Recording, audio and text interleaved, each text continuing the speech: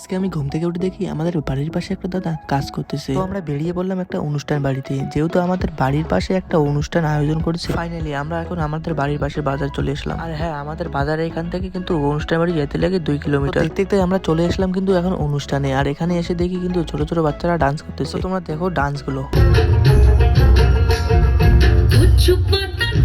ছোট ছোট বাচ্চাদের কিন্তু ডান্স গুলো অনেক সুন্দর। আজকে নাকি এই অনুষ্ঠানে আসামের কয়টা সিঙ্গার আসবে।